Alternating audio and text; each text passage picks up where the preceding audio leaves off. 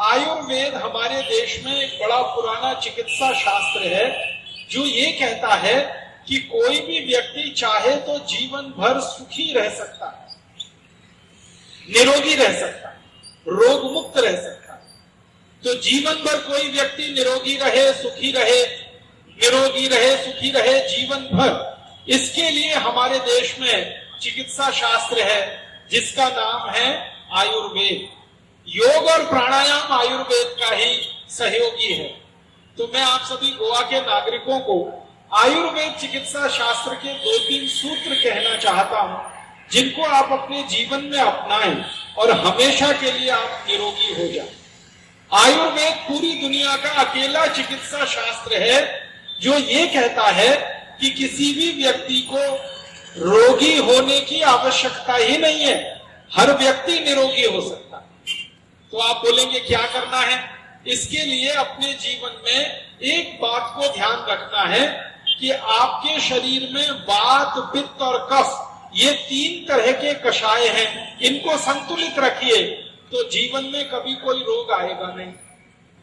वात, पित्त, कफ तीनों को अगर आपने संतुलित कर लिया तो आपके जीवन में कभी बीमारी आएगी नहीं, रोग आएगा नहीं। योग प्राणायाम करें वो तो अच्छी बात है, इसके साथ बोनस की बात बता रहा हूं आपको। योग प्राणायाम समझ लीजिए सैलरी है और आयुर्वेद बोनस है। इस बोनस में 2-3 बातें हैं, वो ध्यान रखें। जीवन भर वात, पित्त, कफ आपका संतुलित रहे तो क्या करें इसके लिए? तो आयुर्वेद चिकित्सा शास्त्र में कहा गया कि वात को जिंदगी भर संतुलित रखने के लिए शुद्ध तेल खाएं। जो तेल आप खाते हैं वो शुद्ध खाएं। तेल कौन सा खाते हैं? हो सकता है आप नारियल का तेल खाते हो सकता है मूंगफली का, शेंगदाणे का तेल खाते हो सकता है आप तिल का तेल खाते हो सकता है आप सरसों का तेल खाते हो। कोई भी तेल आप खाते हो वो शुद्ध खाएं। जीवन भर वात आपका संतुलित रहेगा शुद्ध तेल खाने से। तो आप बोलेंगे ये शुद्ध तेल और अशुद्ध तेल का क्या अंतर है?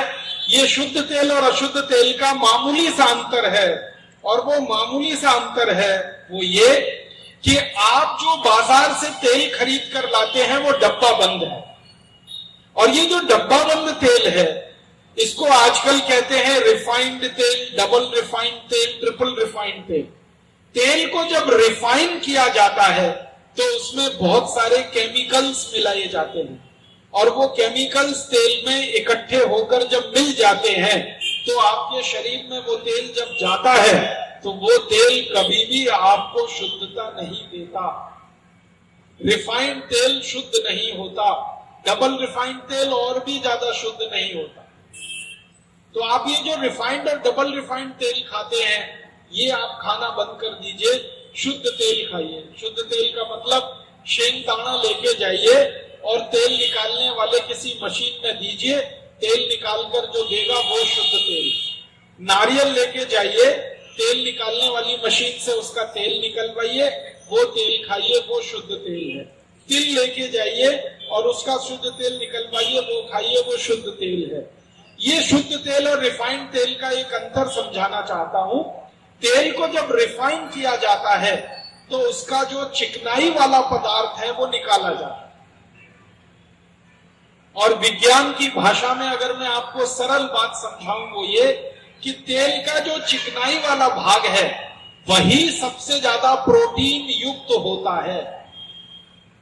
तेल में जो प्रोटीन है वो उसके चिकनाई वाले भाग में होता है, और जब रिफाइन करने के नाम पर तेल से वो चिकनाई निकाल ली जाती है तो प्रोटीन तेल का खत्म हो जाता है, और बिना प्रोटीन का तेल पानी से भी ज्यादा खराब होता है।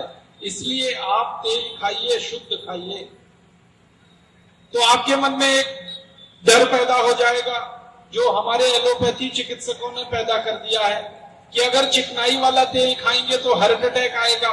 मैं आपको जानकारी देना चाहता हूं कि हमारे शरीर में 2 तरह की चिकनाई होती है जिसको डॉक्टर लोग फैट्स कहते हैं। एक तो अच्छा फैट होता है और एक तो बुरा फैट होता है। अच्छा फैट है जिसको HDL कहते हैं, हाई डेंसिटी लिपोप्रोटीन, और बुरा फैट है जिसको LDL कहते हैं, लो डेंसिटी लिपोप्रोटीन। ये जो चिकनाई युक्त शुद्ध तेल होता है, इससे HDL बढ़ता है और HDL बढ़ना ही चाहिए। और ये रिफाइंड और डबल रिफाइंड तेल होता है, इससे LDL और VLDL बढ़ता है और LDL कभी भी नहीं बढ़ना चाहिए। तो आप अगर शुद्ध तेल खाएंगे तो HDL अच्छा रहेगा, और जिनका HDL अच्छा रहता है उनको जिंदगी में कभी हार्ट अटैक नहीं आता, कार्डियक अरेस्ट नहीं होता, ब्रेन हेमरेज नहीं होता, पैरालिसिस नहीं होता, BCU नहीं, 80 बीमारियों से आप बचते हैं अगर HDL आपका ठीक है तो शुद्ध तेल खाइए, HDL अच्छा रहेगा। और शुद्ध तेल आप जानते ही हैं, अपना शेंगदाना ले जाइए, अपना तिल ले जाइए, सरसों ले जाइए, मशीन में निकलवा कर उसको ले आइए। ये एक सूत्र मैंने कहा आयुर्वेद का। दूसरा सूत्र आपसे कहना चाहता हूं कि जिंदगी भर पित्त आपका खराब ना हो, इसके लिए देशी गाय का घी खाइए।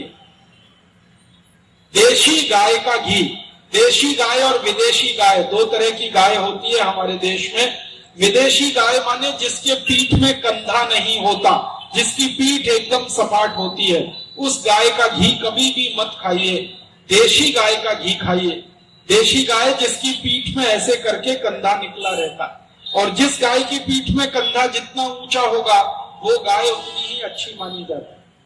देशी गाय का घी खाइए, पित्त कभी भी खराब नहीं होगा, और पित्त खराब नहीं होगा तो 40 बीमारियां कभी नहीं आएंगी।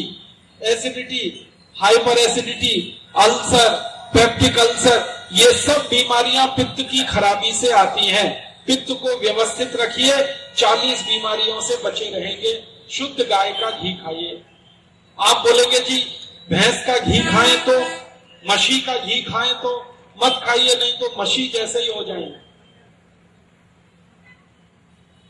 हमारे आयुर्वेद में कहा गया है मशी का घी सिर्फ वही लोग खा सकते हैं जो पहलवानी करते हैं, दंड बैठक लगाते हैं, जो बहुत मेहनत करते हैं शरीर से, वो लोग भैंस का घी खा सकते हैं।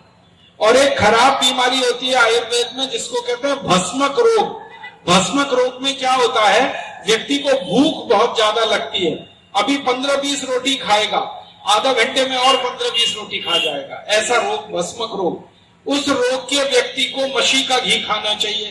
पहलवानी करने वालों को मशी का घी खाना चाहिए, बाकी सब लोगों को गाय का घी ही खाना चाहिए। तो गाय का घी खाइए, पित्त आपका ठीक रहेगा, 40 रोगों से बच जाएंगे। और तीसरा और आखिरी सूत्र है आयुर्वेद का, कफ के रोगों से बचना है अगर जिंदगी भर, तो चीनी कभी भी मत खाइए, गुड़ खाइए। ये जो चीनी है ना, शुगर, ये कफ को विकृत करने वाली सबसे खतरनाक चीज है जो आपके घर में है। चीनी खाते ही कफ की विकृति शुरू होती है, और कफ की विकृति से 28 रोग आते हैं। इन 28 रोगों में सबसे खतरनाक रोग है मोटापा, ओबेसिटी, हैवी वेट होना, जरूरत से ज्यादा वजन होना। तो जरूरत से ज्यादा जिनका वजन है, जो मोटे हो गए हैं, वो चीनी खाना तुरंत बंद कर दें। और वैसे भी चीनी खा के क्यों दिमाग खराब कर रहा है, 50 रुपए किलो है, और इसके सस्ते होने की दूर दूर तक संभावना नहीं है। भला हो हमारी भारत सरकार का और कृषि मंत्री का, जिनकी कृपा से चीनी 50 रुपए किलो बिक गई। इसलिए सस्ती होगी नहीं तो 50 रुपए किलो की चीनी खाएं, और मोटापा बढ़ता चला जाए, आपका कफ विकृत होता चला जाए, क्या फायदा। गुड़ खाइए, गुड़।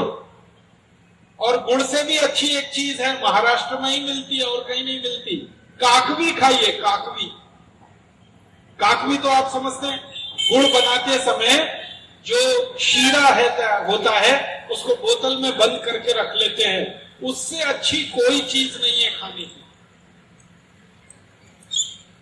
जहां जहां महाराष्ट्र में, गोवा में गन्ना पैदा होता है, वहां के किसान काकवी बनाते हैं अपने खाने के लिए, वही आप भी खाइए। चीनी बंद करिए, काकवी ले आइए, गुड़ ले आइए, तो कफ से आप बचे रहेंगे। शुद्ध गाय का घी खाएंगे तो पित्त से बचे रहेंगे, और शुद्ध तेल खाएंगे तो वात से बचे रहेंगे। कुल 148 रोगों से आप बचे रहेंगे अगर ये आयुर्वेद के 3 सूत्रों का पालन करें तो। चीनी के बारे में एक बड़ी अच्छी बात कहना चाहता हूं सरल भाषा में। आप खाना खाइए आधा किलो, रोटी, चावल, दाल, सब्जी, सलाद, दूध, दही, ताक सब मिलाकर आधा किलो खाना खाइए और इसके पीछे 5 ग्राम गुड़ खा लीजिए, गुड़। तो ये आधा किलो खाना 5 ग्राम गुड़ की मदद से 4-5 घंटे में ही पच जाएगा, हजम हो जाएगा, डाइजेस्ट हो जाएगा। तो 5 ग्राम गुड़ आधा किलो खाने को पचा देता है। अब इसका उल्टा बताता हूं कि आप आधा किलो खाना खाइए, उसके पीछे 1 चम्मच चीनी खा लीजिए, तो ये 1 चम्मच चीनी उस आधा किलो खाने को 8 घंटे तक पचने नहीं देगी